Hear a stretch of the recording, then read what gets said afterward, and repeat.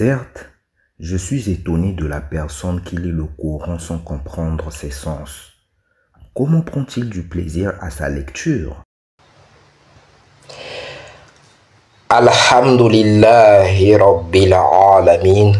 Wassalatu wassalamu ala Rasulillahi sallallahu alayhi wa sallam. Assalamu alaikum wa rahmatullahi wa barakatuh. Bienvenue dans ce cours de grammaire coranique. Si vous aimez le contenu de cette chaîne, n'hésitez pas à vous abonner et à appuyer sur la cloche des notifications pour être sûr de recevoir toutes les nouvelles vidéos que je publierai. Si vous voulez aller plus loin dans l'apprentissage de la langue arabe afin de comprendre le Coran dans la langue à laquelle il a été révélé, cliquez dans le lien qui se trouve dans la barre de description Grammaire coranique pas à pas. Là-bas, vous trouverez tous les cours de grammaire que j'ai publiés sur cette chaîne du premier au dernier. Donc, pour rappel, il est nécessaire pour comprendre les notions que je vais expliquer dans ce cours de suivre les cours précédents. Qu'Allah nous donne la compréhension. Donc, dans ce cours, nous allons parler à Tanwin et de Al-Mamnu' min as-Sarf. Donc, nous avons appris que les noms propres féminins n'ont pas de Tanwin. Nous avons parlé de cela déjà. Par exemple, Aminatou, ça n'a pas de Tanwin, ça se termine avec une seule dhamma. Mariamu, Khadijatu. Les noms, ces trois noms-là, sont des noms propres féminins. Voyons maintenant les noms propres non arabes. Et puis, ces noms propres féminins n'ont pas de Tanwin parce qu'ils sont mamnu'un min as-sarf, interdits de Tanwin. Pourquoi je le rappelle? Parce que les noms mamnu'un min as-sarf ont des particularités. En dehors du fait de ne pas avoir de Tanwin, ils ont d'autres particularités que nous allons voir plus tard, Inch'Allah. Donc, on dit ici, voyons maintenant les noms propres non arabes qui n'ont pas eux aussi de Tanwin. Donc, les noms propres non arabes, eux aussi n'ont pas de Tanwin, c'est-à-dire eux aussi sont mamnu'un min as-sarf. C'est quoi les noms propres non arabes? Vous savez, dans chaque culture, il y a des noms qui ont des connotations de cette culture, de ces cultures-là. Par exemple, moi, dans mon pays, il y a des noms, par exemple, Kisango, Milondo. Par exemple, je m'appelle Kisango. Donc, c'est un type de nom qu'on ne trouvera pas forcément en France, qu'on ne trouvera pas forcément en Italie ou en Afrique du Sud, mais c'est des noms qui sont des noms congolais, en fait. Vous voyez? Donc, c'est la même chose en arabe. En arabe, il y a des noms qui sont arabes. Par exemple, Abu Bakr, par exemple, Mohammed, par exemple, Omar, par exemple, Othman. Ça, ce sont des noms qui sont arabes. C'est des noms des arabes, des noms qui sont arabes. Mais il y a d'autres noms qui ne sont pas arabes, mais dont il y a une version arabe. Il y a une version arabisée de ces noms-là. Par exemple, Kisango, mon nom qui est Kisango, il y a une manière qu'on peut écrire ça en langue arabe. Ici, nous avons quelques exemples. Par exemple, London. London, qui signifie Londres. Londres, c'est un nom plutôt anglais. C'est un nom anglais. Donc, quand on veut écrire Londres en arabe, le mot Londres est mamnu'un min as-sarf. Ici, nous voyons Landanou et non Landanoun. Landanou. Donc, c'est ce qu'on dit ici. Les noms propres non arabes, eux aussi, n'ont pas de Tanwin. C'est-à-dire, ils sont mamnu'un min as-sarf. Par exemple, Pakistanou, le Pakistan. C'est mamnu'un min as-sarf. William, le nom William. William, c'est plutôt un nom anglais. William, mamnu'un min as-sarf. Ça ne porte qu'une dhamma. Hitler, Hitler, nous connaissons tous Hitler. Donc Hitler, ça, mamnu'un min as-sarf. Donc les noms de la plupart des prophètes sont non arabes. Donc ils n'ont pas de Tanwin. Les noms de la plupart des prophètes sont non arabes. Par exemple, voilà pourquoi le nom de la plupart des prophètes n'ont pas de Tanwin. Ils sont mamnu'un min as-sarf. Par exemple, Adamu, on ne dit pas Adamoun. Adamu. Contrairement à Muhammadun, Uthmanun. Ici, nous avons Adamu, mamnu'un min as-sarf, Ibrahimu, mamnu'un min as-sarf, Ishaqu, mamnu'un min as-sarf, Isma'ilu, mamnu'un min as-sarf, Yaqubu, mamnu'un min as-sarf. Toutefois, les noms propres non arabes qui n'ont que 3 lettres et dont la seconde lettre a une soukoun et qui sont masculins ont un tanwin. Donc, nous avons dit tout à l'heure que les noms propres non arabes sont mamnu'un min as-sarf. Ils ne prennent pas de tanwin. À l'exception, donc là nous voyons l'exception. C'est quoi l'exception? L'exception, c'est que les noms propres non arabes qui n'ont que 3 lettres. D'abord, l'exception pour qu'un nom propre non arabe puisse porter un tanwin ou ne puisse pas être mamnu'un min as-sarf, il faut que ce nom propre non arabe ait 3 lettres ou soit composé de 3 lettres. Que ce nom propre non arabe soit composé de 3 lettres. Et deuxième condition, que la seconde lettre ait une soukoun. Que la seconde lettre ait une soukoun et que ça soit un nom propre masculin, pas un nom propre de femme, mais un nom propre masculin. Nom propre d'un homme. En tout cas, que ce soit masculin. Même si c'est une ville, en tout cas que ce nom propre soit masculin. Donc, par exemple, nous avons Nuhun.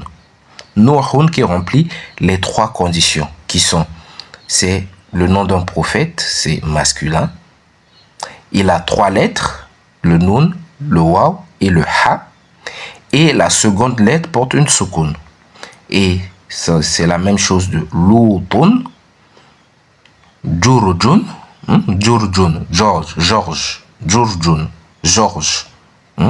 Nuhun, Lutun, c'est le nom de prophète. Jurjun, c'est pas le nom de prophète, mais c'est un nom propre qui remplit les 3 conditions. 3 lettres, la seconde lettre porte une soukoun et un nom propre masculin, Jurjun. Et Khonun, Khonun. Donc ça, c'est l'exception qui fait qu'un nom propre non arabe porte un tanwin. Maintenant, nous allons étudier Ayyun. Ayyun qui signifie quel ou bien lequel, laquelle. Nous voyons ici quel, lequel, laquelle. Donc, Ayyun est employé en tant que mudaf. Ayyun est employé en tant que mudaf, c'est-à-dire le nom qui le suit est mudafun ilay. Donc, le mot qui le suit est mudafun ilay et porte une kasra. Exemple, Ayyu baytin hava. Quelle est cette maison? Ayyu, nous avons vu, ça signifie quel ou bien lequel. Excusez. Ayyu baytin hava. Quelle est cette maison? Nous voyons que le mot qui suit bait est mudafun ilay. Voilà pourquoi ça se termine avec une double kasra. Ayyu talibin kharaja. Quel étudiant est sorti? Ayyu talibin kharaja. Quel étudiant est sorti? Par exemple, Allah subhanahu wa ta'ala dit dans la sourate Al-An'am au verset 19, Qul dit, Ayyu shay'in akbaru shahada. Ayyu shay'in, quelle chose? Shay'in est, bon, s'il faut traduire mot à mot, shay'in signifie chose. Ayyu shay'in, quelle chose? Et ici, dans la traduction, on dit, quel est le plus grand en témoignage? Ayyu shay'in akbaru shahada. Ça, c'est en fait la traduction dans le sens. Ayyu shay'in akbaru shahada. Quel est le plus grand en témoignage? Voilà pourquoi la traduction en arabe, c'est pas mot à mot, mais c'est le sens qu'on traduit. Une fois que qu'on aurait terminé les cours, Inch'Allah, vous serez en capacité de traduire les phrases arabes en français. Parce que le plus important, c'est de comprendre le sens et de traduire le sens, pas de traduire les mots. C'est pas du mot à mot, c'est le sens qu'on traduit. Ayyu shay'in akbaru shahada. Quel est le plus grand en témoignage? On continue. Lorsque ayyu, et nous voyons ici, shay'in se termine avec une double kasra parce qu'il est mudafun ilayhi. Et ayyu est le mudaf. Donc, lorsque ayyu est précédé d'une préposition, c'est-à-dire d'un harf jar, je pense que je vais même modifier ça parce qu'il faut préciser d'un harf jar. Lorsque ayyu est précédé d'une préposition, il est au cas génitif, c'est-à-dire il est majrur. Par exemple, min ayyi baladin anta. De quel pays es-tu originaire? Ayyu, nous avons vu à la base, ça se termine avec une dhamma. Ayyu, ça se termine avec une dhamma. Ayyu. Maintenant, ici, nous remarquons que ça se termine avec une kasra, min ayyi. Pourquoi ça se termine avec une kasra? Parce qu'il est majrur à cause du harf jar min. Nous avons étudié le harf jar min qui rend le nom qui le suit majrur, c'est-à-dire qui porte le nom qui le suit porte une kasra. Min ayyi, de quel? Min ayyi baladin anta. Et ici, balad est mudafun ilayhi parce que il suit le nom ayy. Min ayyi baladin anta. De quel pays es-tu originaire? Fi ayyi faslin jalasta. Dans quelle classe t'es-tu assis? Fi ayyi. Ici, ayyi est majrour. Ayyi est majrour. Ayyi est majrour à cause du harf jar fi. Et faslin est majrour parce qu'il est le mudafun ilayhi de ayyi. Fi ayyi faslin jalasta. Dans quelle classe t'es-tu assis? Par exemple, Allah subhanahu wa ta'ala dit dans la sourate 31 au verset 34, Wama tadri nafsun bi ayyi ardun tamut. Personne ne sait bi ayyi ardun, en quelle terre? Bi ayyi. Ici nous voyons ay qui se termine avec une kasra. Pourquoi? À cause du harf jar bi. À cause du harf jar bi. Bi ayyi ardun, en quelle terre? Ardun ici est mudafun ilayhi. Bi ayyi ardun tamut. En quelle terre il mourra? Donc ici on dit ayyu peut être également au cas accusatif, c'est-à-dire porter une fatha.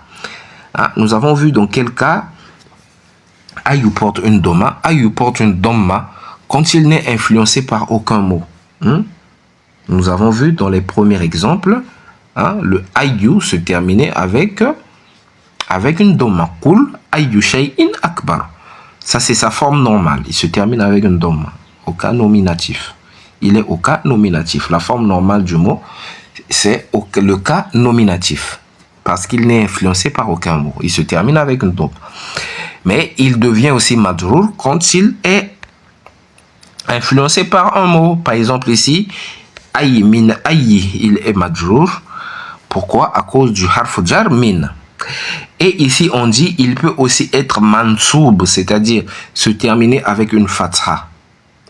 Nous verrons plus tard à quel moment un nom est à l'accusatif. Donc nous allons bien étudier l'accusatif plus tard, c'est-à-dire à quel moment un nom peut porter une fatha.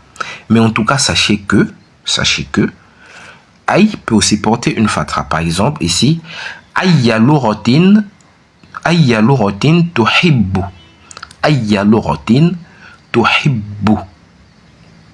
Ici, ayya, ici est maf'ulun bihi.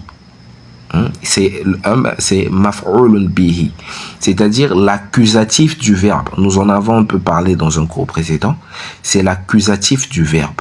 Ayya lughatin tuhibbu. Quelle langue aimes-tu? Parce que quand on aime toujours quelque chose. On aime toujours quelque chose. Et ce qui est aimé ici, c'est aïe. C'est une question. On n'a pas de réponse. Donc, ce qui est aimé ici, ce qui est à l'accusatif, c'est aïe. Aïe rotin tuhibbu. Parce que le verbe tuhibbu a besoin d'un accusatif. On aime toujours quelque chose. Par exemple, si tu dis j'aime, tu dis à une personne j'aime, la personne va te demander tu aimes quoi? Il y a quelque chose qui manque. Il faut toujours ajouter j'aime la mangue. Donc, quand il y a le verbe aimer, il y a forcément une chose qui est aimée. Il y a forcément quelque chose qui subit l'action de l'amour, forcément quelque chose qui est à l'accusatif. Et ici, la chose à l'accusatif, c'est aïe. C'est quelle. Aïe rotin tuhibbu. Quelle langue aimes-tu? C'est une question. Donc la réponse, c'est dans lequel là. Quelle langue aimes-tu? Aïe rotin tuhibbu. Par exemple, Allah subhanahu wa ta'ala dit dans la sourate Ash-Shu'ara, au verset 227,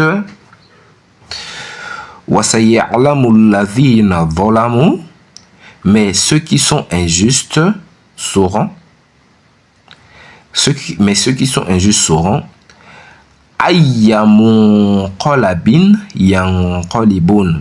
seront bientôt de quel retournement ils seront les sujets. Ici, ayya, ici, porte une fatha. Il est à l'accusatif.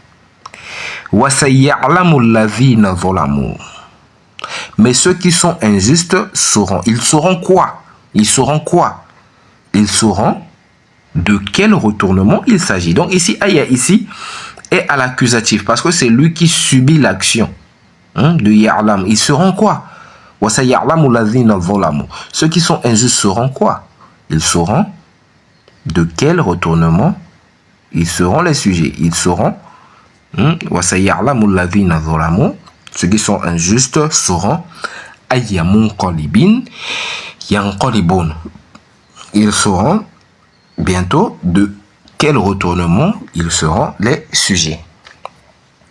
Donc nous parlerons du maf'ulun bihi, de l'accusatif. Plus tard, Inch'Allah, nous en parlerons en détail.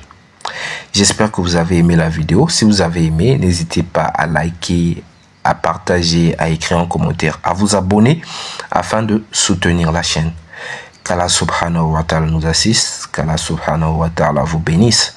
Subhanakallahumma wa bihamdik, ashhadu an la ilaha illa ant, astaghfiruka wa atubu ilayk.